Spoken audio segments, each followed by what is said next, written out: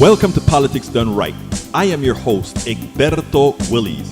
This is a progressive program that will take the mystery out of politics. This is the program that will encourage you to make sure government becomes we the people. Whether you are liberal, progressive, conservative, or otherwise, you get to air your point of view. We are an independent media outlet that, unlike mainstream media beholden to corporations, we only owe allegiance to you. Remember, you can also send me a tweet at EGBERTOWILLIES. That is at Egberto Willies. Let us engage. It is Politics Done Right.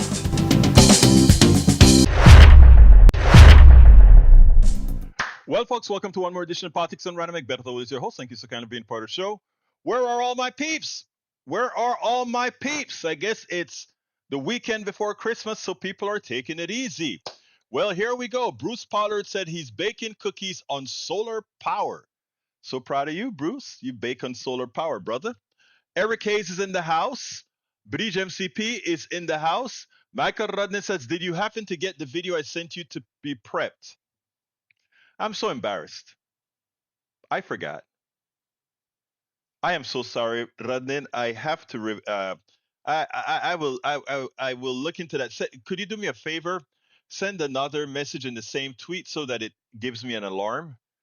I don't know how I forgot that. I'm so sorry. Melanie Keelan says, happy Friday to everyone. Yes, let's do that. Let's do it for Monday. But go ahead and send me an email so that I get an attention, please. All right. Let's see what else we got here. Lee Grant is in the house. We also have Yvette Avery Herod. How you doing, Yvette? Great to see you here. As well as Michael Rudnin, I called out already. But we're just starting to ramp up. The emails haven't gone out automatically yet, I don't think. I'm looking down here, and apparently they haven't been queued yet. So we may be a while before we get some people in. Anyway, great to see you all. I trust that you're all going to have a happy, Merry Christmas. Thank you for that, Rudnin. I have it. I'll go ahead and get that done. All right. I want to play a few videos that I missed yesterday because we kind of ran out of time. So I want to do it early on. You know, Ali Velshi a few days ago pointed out something. Everybody wants to know how badly, or they are stating how badly Rudy Giuliani has fallen. And he wants to remind us of something. This is who Rudy Giuliani has always been.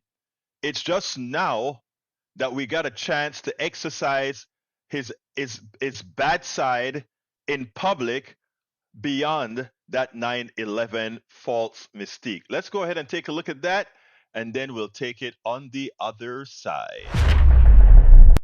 Giuliani rode that wave of goodwill as far as he could. His lawyer even alluded to it in court this week, pleading with the jury that his client is, quote, a man who did great things. But the legend of Rudy Giuliani often covers up the reality of the man that the director of the New York Civil Liberties Union once called, quote, an authoritarian, anti-democratic bully. His reputation as a tough-on-crime mayor who cleaned up New York City is often inflated and inaccurate. Historians point out that crime in New York began trending downward in the mid-1980s during Ed Koch's tenure, which continued during David Dinkins' time as mayor in the early 1990s, before Rudy Giuliani became mayor. But it is true that Giuliani was tough on crime. He ordered the NYPD to crack down on low-level offenses, and Giuliani's time as mayor is closely linked to the rise of the stop and frisk policy, which eventually was deemed unconstitutional as it was applied in New York because of how disproportionately it singled out young Black and Hispanic men. Giuliani's insensitive response to the killings of unarmed Black men like Amadou Diallo and Patrick Dorismond by NYPD officers in the late 1990s further enraged the Black community. And if you view Giuliani through this more comprehensive lens of his life and career, then it isn't so confounding how or why America's mayor could be so egregiously wrong about jumping to conclusions that a pair of Black women working late at an election site were passing around a USB flash drive like it was, quote, vials of heroin or cocaine. Rudy Giuliani is the same man he's always been. Now he's just broke, desperate, and can't pay for publicity anymore. Now he's just broke and can't pay for publicity anymore. So yes, that is always who Giuliani has been. He's always been a crook. He's always been a racist. He's always been all those isms that we talk about. That is who he is. Too often we apply praises to these guys, or we give them a second chance, or we go ahead and forget about all the bad things that he did. Anyway, kudos to Ali Velshi for reminding us who this guy is and not falling for any of the crap. All right, let's see. Michael Rudney says Rudy Giuliani promoted the broken windows philosophy, which never worked, harshly punished minor crimes in an attempt to prevent major crimes. Broken windows was never an effective strategy. If you want to lower crime rates, elevate people out of poverty, as the desperation that comes from poverty is the leading cause of crime. You nailed it. Unlike Mike Cisak, who says the young black men were the ones in gang wars shooting each other back then. Yeah. Why? Ask yourself the question. Why? The one thing Rudy is not is a racist. Of course he's a racist. There's no doubt about it. I mean, there are points where he's been using the, well, again, I won't go into that with you. Lee Grant says, don't forget the innocent Israelis who may still be hostages of a brutal people. Well, I guess the brutality of the IDF is no less than the brutality of Hamas. And we have a special guest today that I hope you listen to, my brother Lee Grant, because this special guest is going to have a lot to say. But before we get to the special guest, I want to remind you the caliber of people. I want to remind you the caliber of people that would follow somebody like this president that some actually believe they should vote for. Let's take a listen to this, and then we'll take it on the other side. So let's remember, those who are voting for Donald Trump, those who support Donald Trump, indirectly, you see what they're supporting. They are, in fact, supporting the wish that our country move on to just what Hitler created back in the late 30s, early 40s. But here's the thing about it. There are more of us than those. And what we have to ensure is that in the states where we can get undemocratic results because of this thing called the Electoral College, that we go ahead and overperform in those areas. That is what we have to do. That is what we must do. Okay, let's see what else we got here. Para ver. Melanie Keelan is in the house. How you doing, Melanie Keelan? Great to see you here, my dear lady from Barcelona, Spain. All right, let's see what else we got here. Mike Cisak. I'm not even going to touch the stuff about rockets because all I have to say is one thing. Let's look at Tel Aviv. Let's look at Haifa. Let's look at Jerusalem. Let's look at all these places. You said 1,000 rockets was shipped off by Hamas. Hamas, a terrorist organization. But let's look at what was decimated, what killed people. The IDF goes into Israel and decimated, and what they ask you to do. All these spokesmen, and spokesmen mostly, one spokeswoman that I've seen thus far, they come in from Israel and come on our national TV. They use AIPAC to lie to you. They come and lie on our TV, and even as they're presented with the evidence, with the truth, they say, oh no, that really didn't happen. Your eyes are lying to you. Mark Regev, one of the biggest lying, genocidal spokespeople for the IDF, just came on TV a day ago. And this is what, actually, I think this one was today. And here's what he had to say. We show him the bombs falling. We show him the dead bodies of people being extracted out of the bombs that our American bombs dropped by Israeli fighters onto a building, killing innocent civilians. And he wants you to think that, oh, it's okay. I want you to listen to this, and then we'll take it on the other side. No, I do want to play some more of that Sky News reporting from inside Rafah. This was moments after an Israeli strike. There are screams of desperation and the sounds of sirens as the Israeli drone circles overhead with the threat of more incoming missiles. There are women underneath here, one man shouts.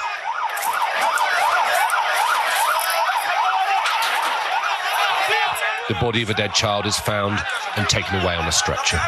We don't know why the Israeli military hit this target, but people in Gaza had been told that Rafah was safe. Now, the question is, Rafah was supposed to be a safe area. It's in the south, and it was right outside a hospital where that took place. Our Sky News correspondent was right there. So this is not anecdotal. So Israel's been, let's just put it this way. You've had Jake Sullivan, you've had Defense Secretary Austin, you've had Tony Blinken, all very publicly, and the President of the United States saying that Israel has to do a better job of targeting and of trying to minimize the casualties. Isn't this an example of that not taking place? So I understand this is an example of that exactly taking place. There was a target of opportunity in Rafah, a senior Hamas commander. We surgically strike the building where he was. And he, of course, was next to a hospital because that's how Hamas work. They always try to embed themselves using the civilians and humanitarian sites like hospitals, schools, mosques, and so forth as a shield for their military machine. I understand there was no damage to the hospital. We hit the target we wanted to hit. Of course, because Hamas is an authoritarian ruler, a brutal ruler, no one can say to the cameras anything but the Hamas line, yes? But my understanding was this was a surgical strike against a terrorist commander. There was no little, in fact, if you look at the smoke that I can see now on the screen, you see it's a very specific strike against a specific location. This is not some sort of indiscriminate targeting of civilians, far from it. Don't believe your eyes. Please don't believe your eyes. Don't believe that all those dead innocent civilians were being extracted out of that surgical strike. So let's assume he is partially telling the truth when we know most of what comes out of their pipes are lies. Let's assume it is partially true.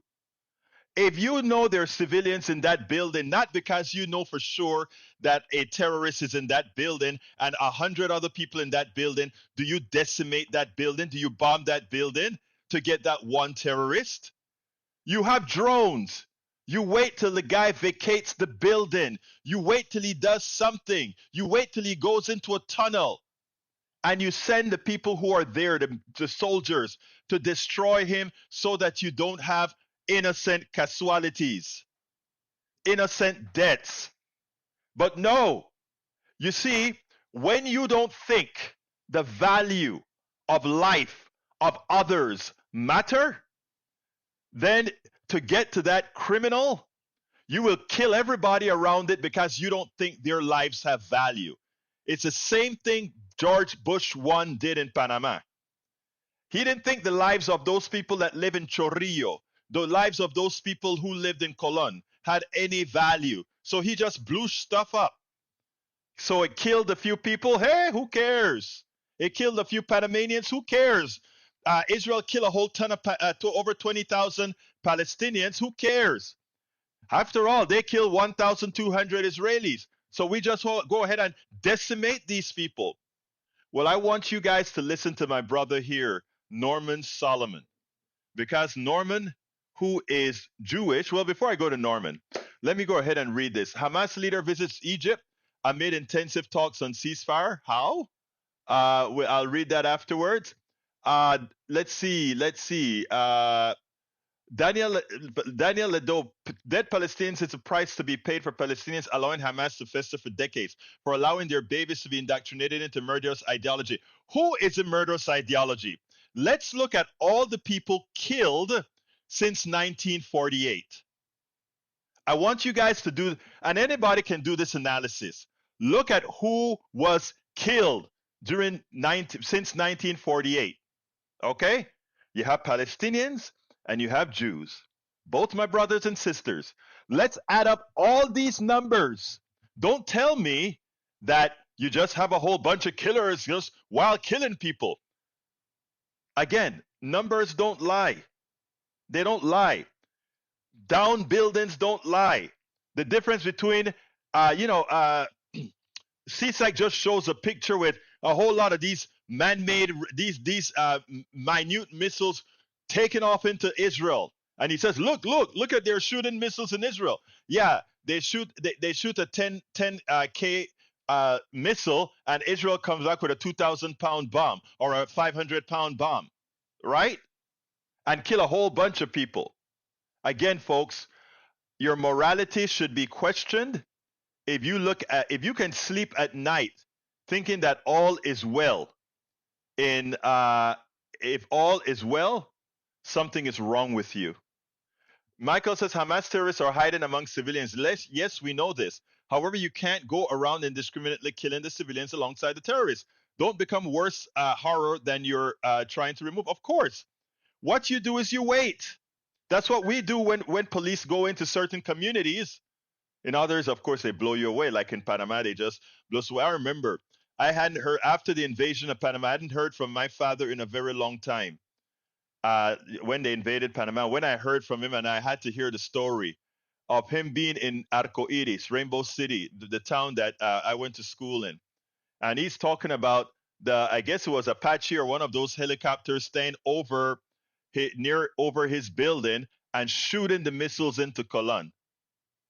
It's like, wow, the Cuartel Nacional is like 3 miles away from that in a straight line. Why would they be over in Arco Iris doing that? They didn't care. They didn't care that some of them was going to kill innocent people, right? So don't tell me about morality when it comes to neither our military or the IDF. I don't want to hear about morality. I want us to learn some morality. Anyway, let's listen to my good friend here, Norman Solomon, and listen to what he has to say. I had an interview with him this morning, and I wanted to get it out to you guys right away. So here we go. Here goes the interview. Welcome to one more edition of Politics Done Right. Today we are honored once again to have Norman Solomon. Norman Solomon is an American journalist, activist, media critic, and the co-founder and national coordinator of rootsaction.org. He is the author of War Made Easy and is a longtime associate of Fairness and Accuracy in Reporting. His new book, or it's not new anymore, but it's an important book, War Made Invisible, How America Hides the Human Toll of Its Military Machine. And it's amazing with all that's going on right now, how prescient that book is. Senor Norman Solomon, welcome once again to Politics Done Right. Thanks so much, Egberto. Let me tell you, Norman, I've been going through some of your work at Common Dream. I know that you write in other places, so for those who don't read Common Dreams, tell us the other places where your essays appear, please. Well, they're on antiwar.com. They're LA Progressive, Salon, and elsewhere. And you can always find it at my website, normansolomon.com. Excellent. Before we start this new conversation, I want to address something. Because the subject, when we're talking about Israel and war and Hamas, it is difficult in that those who aren't Jewish trying to talk about the subject, they have to be very careful. Yours truly, I'm a humanist. I'm very careful to make sure that I don't cross into a line that, in as much as I am not an anti-Semitic person, that it doesn't come across either as anti-Semitic. So I usually pass most of what I talk about on this subject to my Jewish friends. You are one of my Jewish friends. So beforehand, please tell me a little bit about yourself and your religion, etc., so that we can get this discussion in the right context. I grew up mostly in the Washington, D.C. suburbs, and Judaism was part of our household. And I also, as a child, learned a lot about the Holocaust and was frightened as a young boy to read the stories and see films about the Nazis and the stormtroopers. I feel that I understand a lot of the fears and the worries and the anger that Israelis and Jews elsewhere in the world are feeling right now. Great. I am glad to do that. So let's get into the discussion. First of all, I want to give you a big thank you because there are not a lot of people that are brave enough to do what you're doing on Common Dreams. You have articles, and I want to name out some of these articles' titles, and then we'll discuss the guts later on. But Israel's 9/11 is a slogan to rationalize open-ended massacre of Palestinian civilians. Hamas is a terrorist organization, so is the Israeli government. Provocative. Uh, Biden is a genocide denier and the enabler in chief of Israel's ongoing war crimes. Could not have been said more clearly. The US and Israel agree it's okay to kill thousands of children. What you see on TV, folks, your eyes are not lying to you. Don't let anybody tell you that. Ghoulish euphemism, poetry, and the nightmare of Gaza. Let me tell you, it takes a special person, a bold person, to be able to write that and put that out here, given so much of the blowback that APAC and many other organizations are doing against anybody who attempts to be rational, pragmatic, and truthful. You say. The blowback is intended to make people be quiet, to, as you say, not believe their own eyes, to refuse to be rational, and to refuse to have a single standard of human rights. And Egberto, I really feel that that's key. If we have a single standard of human rights in this country of the United States and looking at events elsewhere in the world, then we have a moral compass. We won't get lost in ideology, propaganda, and just the jumbling of standards that so often happens when people, for instance, tint their window on the world red, white, and blue, and perhaps unconsciously feel that some people's lives are more important than others. The objectification of those who are either omitted from the US media screen or put in very fuzzy focus so that we don't really understand or have conveyed to us their humanity, that's a system that really discounts the humanity of certain people on the planet. We know where that leads. When we discount the humanity of some people because of their race, religion, ethnicity, the language they speak, the culture they have, that's how atrocities can be sustained. And I think this is a clear example. Help me here, please. 1,200 or so innocent Jewish brothers and sisters were massacred by the terrorist organization Hamas. Subsequently, over 20,000 plus Palestinians, more than half or so of them children. Infrastructure decimated. People forcefully starved. People forcefully left without water. Norman, please explain to me how our media can present those two stories, which they are accurately presenting. They're presenting the suffering of the Palestinians. But the narrative, it seems to me, is missing. The narrative is missing because of a lot of the buzzwords and the way that the window on these events is tinted. And so we hear the word terrorist applied to Hamas, which I think is absolutely appropriate. They engaged in terroristic activities. Most of those who were killed on October 7th were civilians. But the word is used so selectively because by any consistent standard, the Israeli government since October 7th has been engaged in massive terrorism and mass murder in Gaza. So to step away from that and to avoid that reality is to dodge an essential human question. Do we justify somehow the massacre of civilians for, and then fill in the blank, any number of conscious or unconscious reasons? We, as you refer to, are living in a moment, as we have for, more than 2 months now, where, according to the top official director general of the World Health Organization, there have been 10 children killed in Gaza on average every hour. This should be completely intolerable. it's so outrageous and really echoes some of the horrors that we know about in studying history.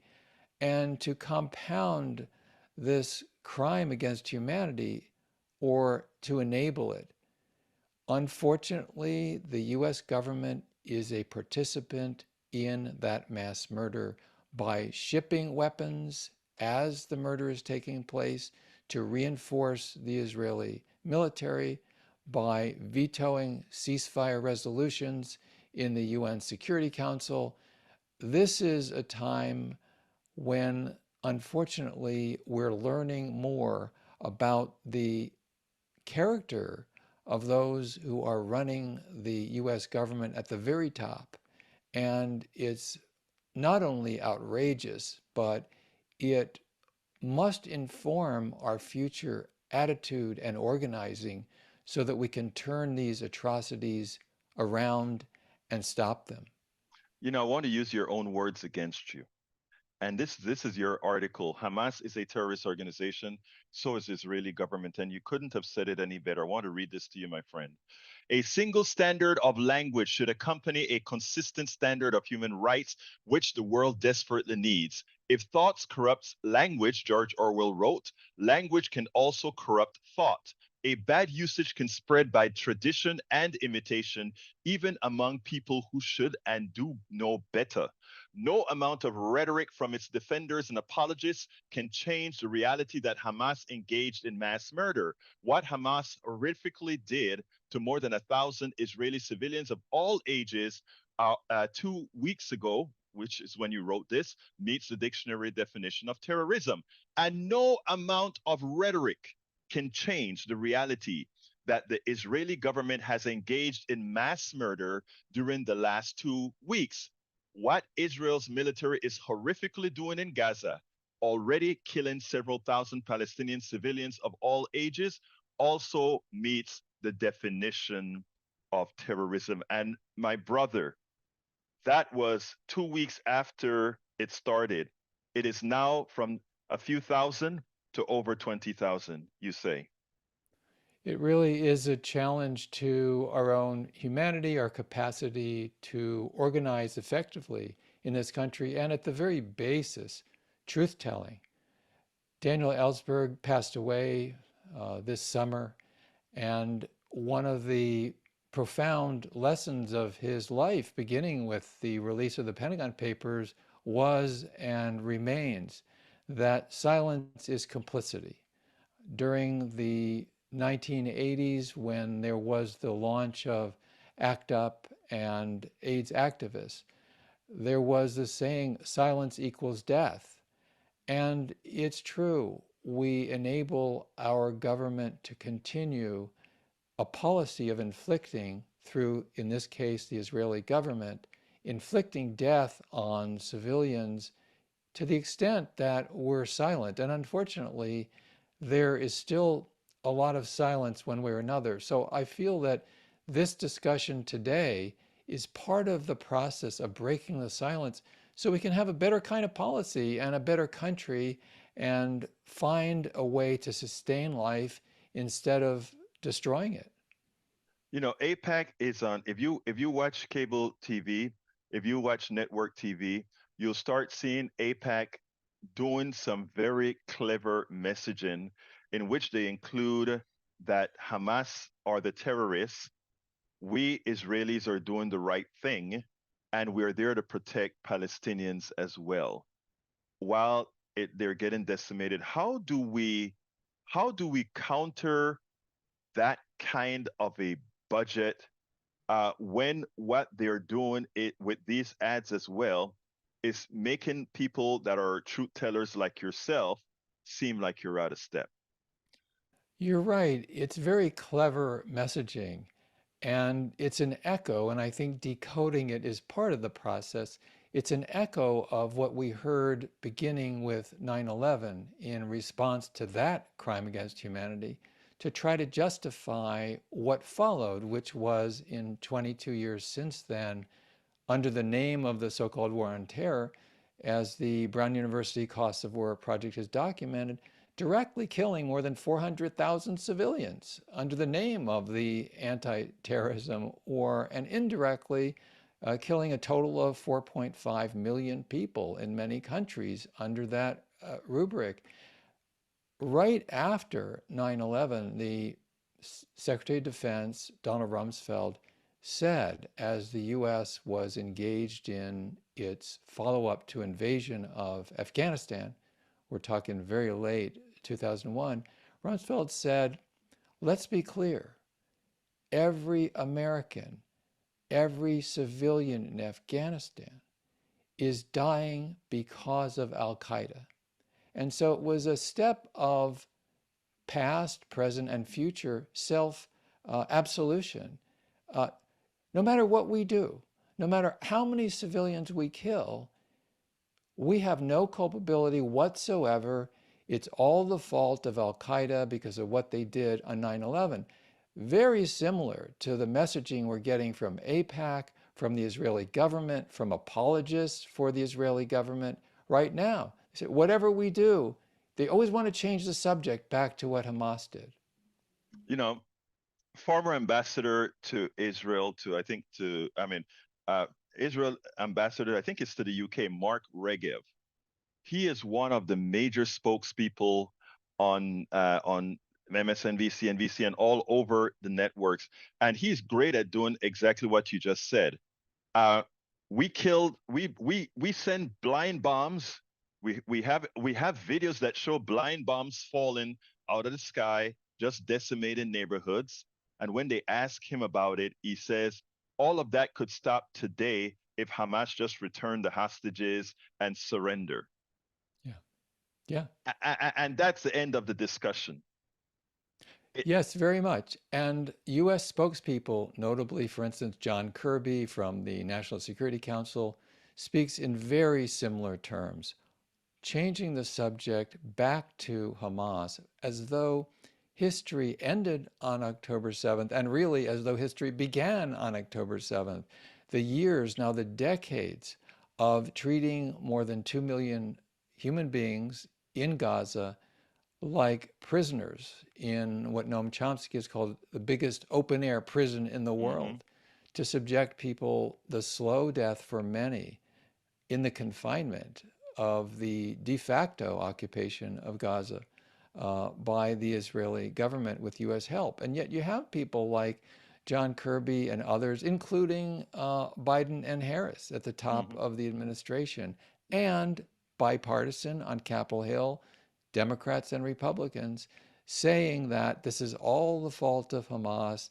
And even now, as you noted, Egberto, we have 20,000 people, human beings, souls extinguished, just as precious as those. If you go to the mall in Houston or San Francisco or New York or anywhere else, you're seeing people who are just as innocent as those who have been slaughtered courtesy of U.S. taxpayers and Israeli taxpayers. And that is the human reality that continues as we speak. A few days ago, Hakeem Jeffries gave a speech, a huge speech, and where he just came in the complete defense of Israel. It was pretty embarrassing because it seems to me that he lowered himself. He lowered his moral standards such that for so much that needs to be done later, it'll come back to haunt him. Because I feel going forward, while it may not happen right now, what we are doing along with Israel right now, I think it's going to come back to haunt us. So what I want to ask you, Norman, is give me a wrap up in the form that tells me, where do you think we go from here? Where should we go, or how best to accomplish what both of us know needs to be accomplished with this story? I think of it as tending a healthy garden that first grows from very small seeds, and through the time of thinking and nurturing and working together, this wondrous garden can be created. And that requires many different aspects, the the soil, the plants, the rain, the sunshine. That's true of building social movements for humanism instead of the kind of barbarism that we're seeing coming from Israel with US government support. So I think a program like this must be supported, politics done right. The kind of media outlets that are progressive, that have a single standard of human rights online, they need to be supported. Our voices need to be heard, not suppressed by ourselves. For one thing, we should not engage in self-censorship out of fear. We should speak out. We should write letters to the editor. We should write articles. We should speak to friends and neighbors, people in our union or in our school or our professional organization, whatever it might be, and speak out and pressure members of Congress. There are 535 people in the House and Senate. They should hear from us directly. And if we don't get satisfaction, we should be willing to have meetings and nonviolently and militantly confront them. As Martin Luther King Jr. spoke of, he referred to the marvelous new militancy of the civil rights movement of that era. And today we need marvelous new militancy, nonviolent and direct, confrontive, to say to members of Congress, when you are voting for and refusing to challenge this mass murder by the Israeli government, supported by the US government, we call you to account. You work for us. We are constituents. We will not be silent. And through all of that, we need to organize for political power. Norman, you put your work where your words are. Common Dreams and all the other places that you write. The articles that you write that it holds back no punches as it shouldn't. It's doing exactly as it should. I want to thank you, first of all, for appearing here in Politics Done Right. I want to thank you for your work.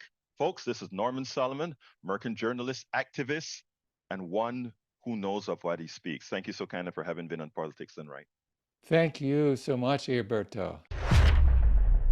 We spend a lot of time deconstructing the news, trying to parse it into a form that everybody can understand. We try to find those little nitpicks where it flies above the fray, etc. If you really like these videos that we do, I want to ask a big favor. Please go ahead, number one, subscribe to our channel, and number two, please join if you can. Thank you so kindly for watching. Keep watching. Please remember to share. We must populate the entire internet with our progressive message, a message that we know is what most Americans say that they want. So help us, please join. You know, going forward, I will be posting the articles that Norman Solomon normally sends out to LA Progressive, Common Dreams, etc. Because I think we have to give this message. We have to give truth.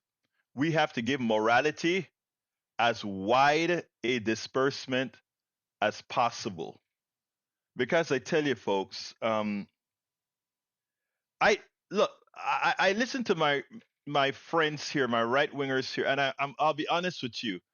I don't understand how you can be so gullible to the words of those who are doing such evil. I don't get it.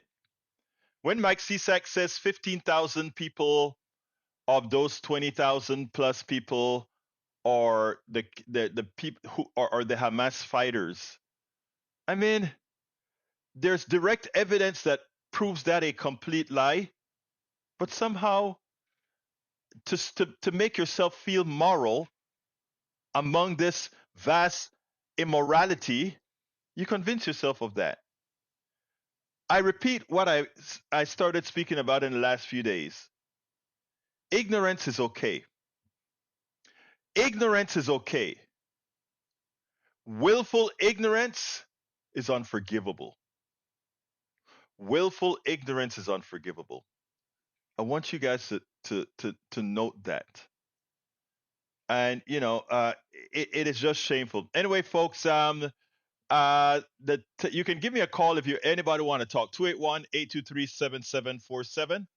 281-823-7747. I decided to go through all of my videos as fast as I could, because I wanted to get them played. I don't have any more videos for the day. The rest of the subject is on you if you want to put some messages in there for us to continue, or else I can go on a soliloquy for 10 minutes. I'd rather not. I'd love to answer questions. Let me go through and see if there's some things that I haven't read yet. Let's see. Both Hamas and from Radnin, both Hamas and Israel have committed war crimes. Hamas with the targeting of civilians on October 7th, including rapes. Israel for the massive amount of preventable collateral damage resulting in over 20,000 and counting deaths. I tell you what, you know, I want to address that, Radnin. We could earlier on say that a lot of this was collateral damage, right? But after listening to the people inside of Israel, to what the right wingers are saying inside of Israel, I don't think it is fair for us to call this collateral damage. This is willful murder. This is willful murder. This is leave this place inhabitable such that people will either leave or more easily dominated. This was an opportunity to do what they wanted to do. And it's not at all inconceivable that it was hoped that this would occur. After all, a lot of those people that lived along that border were progressives who wanted to find some sort of a way to live together with the Palestinian, with Gaza. So if you notice, there wasn't much security for these people. How long security took to come to them is suspect. We also know that, and all of this is documented. We also know that Netanyahu worked with, I think it's Qatar or UAE, one of these places, to ensure that Hamas stayed funded so that they will remain viable as an opposition to the Palestinian Authority to prevent a subsequent Palestinian state. So we know all of this happened, and these are documented with evidence that we have that's not, and with stuff that isn't denied.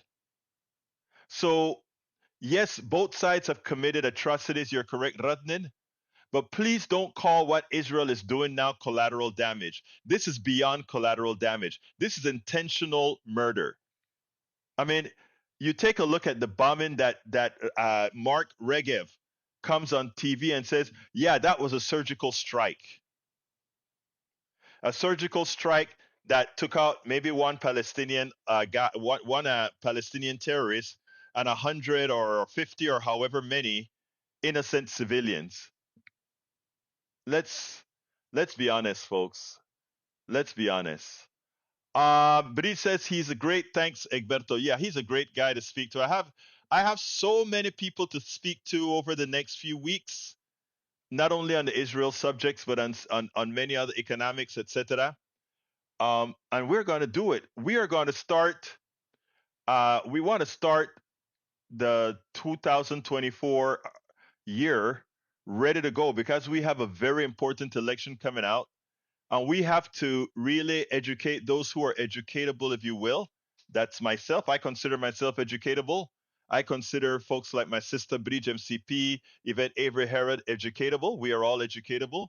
But there are some of us who have used our own prejudices to become willfully ignorant. And again, there's not much we can do about you.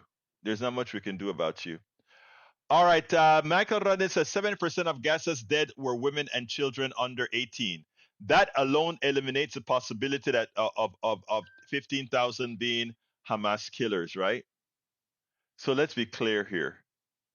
Let's be clear here. Let's see now. Director from E2247, Director General of Gaza's Health Ministry, Munish Al-Brush, and his family was wounded by Israeli strike in Jabalia. His daughter Jane was killed in the attack. Yeah, it's not sparing anybody. They're criminals. They're criminals. Michael Ranet says Egberto, do you think the IDF have been ordered to leave no survivors? I've heard the heartbreaking incidents of IDF confrontations, beatings, and shootings, but I think there are exceptions to the rule rather than the policy. Let's give an example.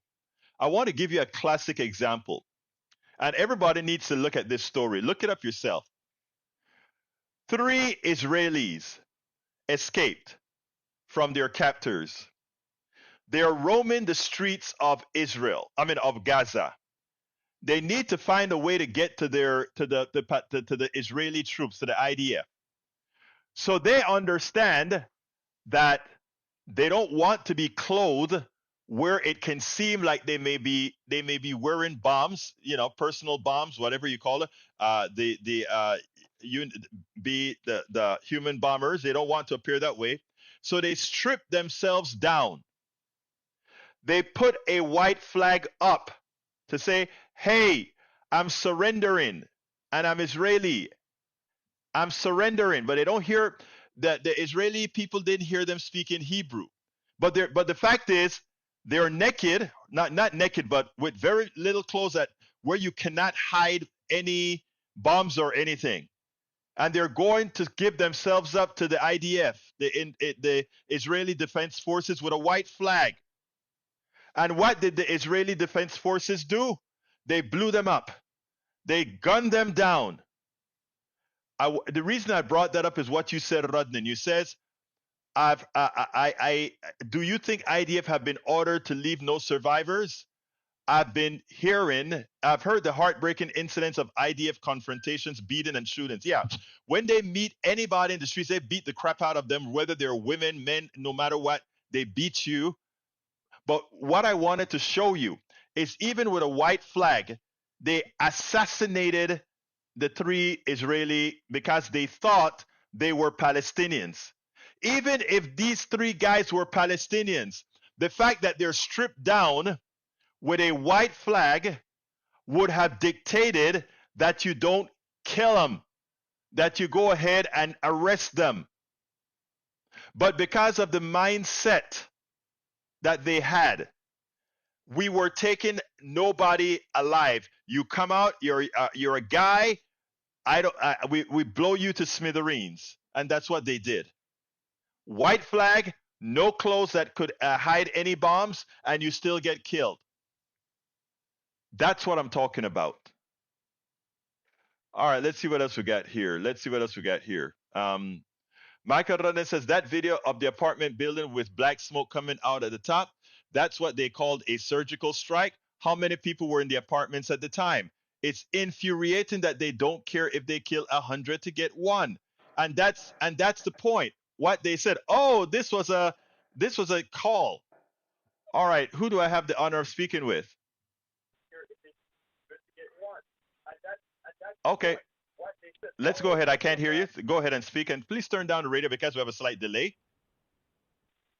Yes, I'm here. It's Breach, Red CP. Yeah. Who am I speaking to? Oh, Breach. How you doing, sis? Yeah. Oh, my girl. Talk to me, my friend. And talk to me. I just wanted to comment on something that Lee said. Yes. That kind of got to me that he's right. He was right what he said, but he doesn't realize why. He said more people are becoming Hamas adjacent, meaning Hamas apologetic and stuff like that. Oh, I took it as you don't realize that what Israeli is doing, genocide, what they're doing is making more terrorists. Yes. That's what they're doing. The same thing happened in Northern Ireland. Mm-hmm. When you're standing there and I see my 3-year-old cousin, niece, whatever, nephew, take poop of his diaper and throw it at a British tank, and the British soldiers got out of their tank and picked up a 3-year-old and put him in the tank and took him away. He's 3, but he's learning at 3 what everybody else is doing, because there was no reason that they were there. They shouldn't be there. It's not their country, but whatever. It's a war. And hey, Lee. Anyway, so you're doing this, and besides all the atrocities that they're doing, they're just putting people in training to become terrorists, because that's what they're growing up with for decades. in a camp, and everyone keeps posting, have you ever been there? Have you been to Gaza? Have you been to the border? Have you been there? And I just Google everything that they say, and it's like it's all this extreme right sites. They're just echo chambers for that. They just say what they say. Do they not have a decent thought for their own? Can you not think for yourself? Do you not have any empathy? I mean, if another country came into Texas and took 2/3 of your state away and said, tough shit, what would you do? Exactly. The U.S. military can't fight back. What would you do? So, you can call and they keep saying you're siding with Hamas. And you're constantly not siding with Hamas. No one is siding with a terrorist organization. No one. We're just being empathetic. If you kill one person and they go back and kill 2 people, okay. They killed 1,200 people and did what they did. Not good. Bad. But you don't kill 20,000 people. And no, Mike Zizak. Mike C. They weren't soldiers. Like, what is wrong with these people? What are they listening to? It's just so infuriating. Okay, No. Let me just tell you, because you are absolutely right, and that is when they tell when somebody like anyone in the chat that says, "Have you been there?" The truth of the matter, Bridge MCP, you and I can say, yes, we've been there, because we've lived under what these powers do when they think of one group of people as less than the other, and the atrocities that the so-called moral ones have effected onto people.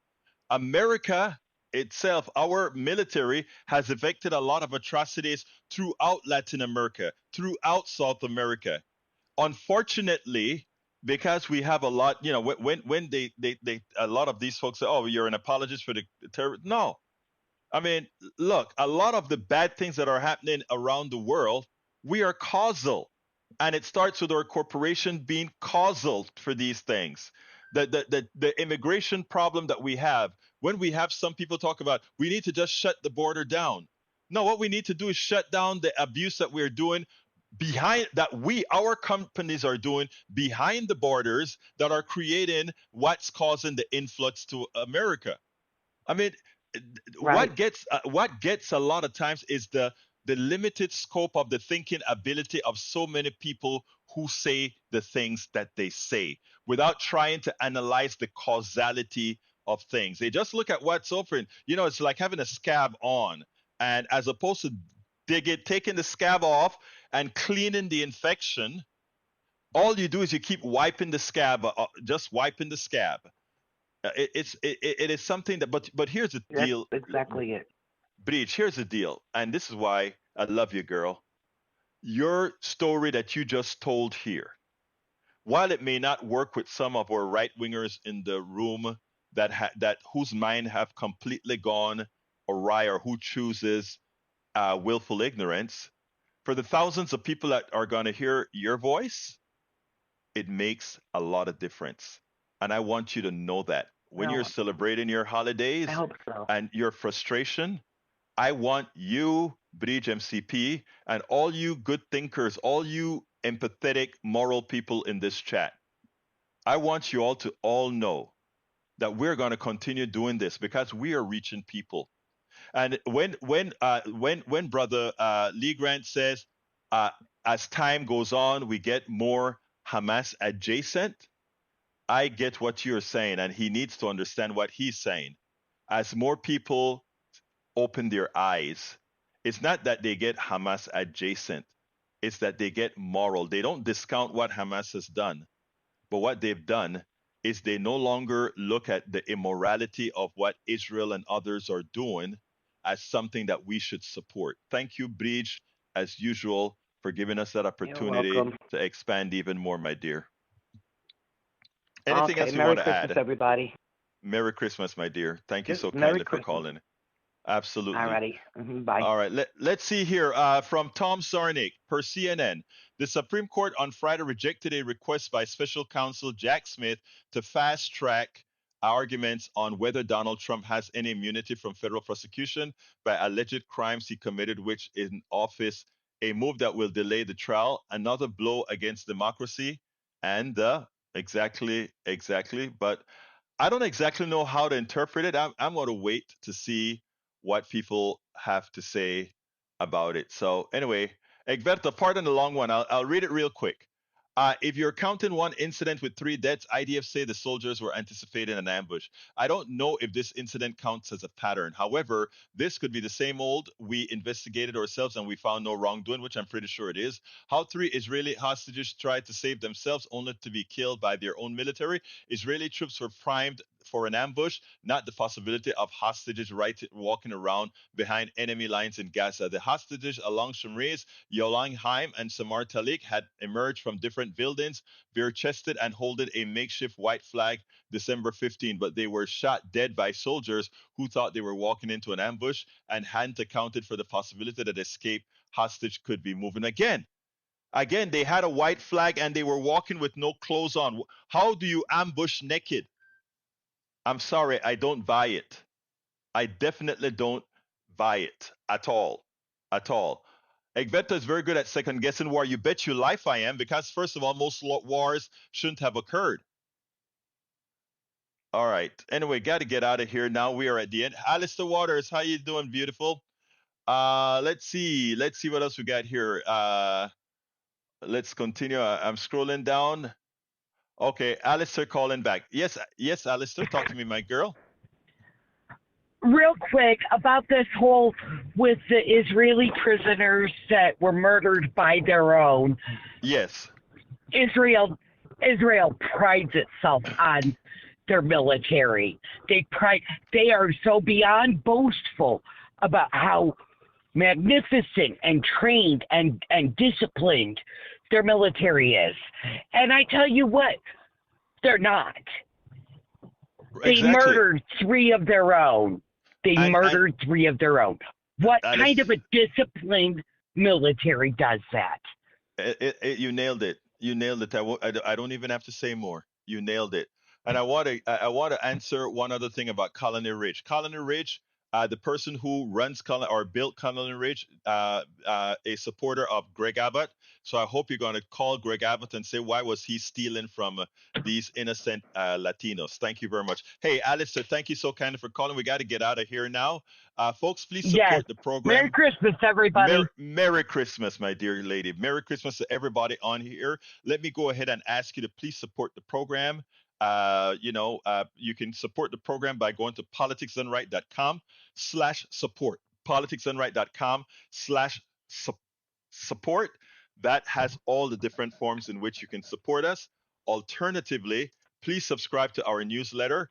It's free of charge, but if you can, please become a paid subscriber, which gives you access to all of our books that I've written, 5 so far and 3 in the making. Thank you so kindly for being out here with us.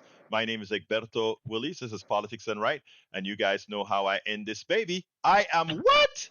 Out.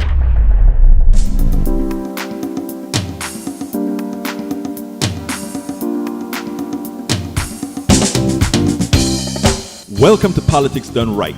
I am your host, Egberto Willies. This is a progressive program that will take the mystery out of politics. This is the program that will encourage you to make sure government becomes we the people. Whether you are liberal, progressive, conservative, or otherwise, you get to air your point of view.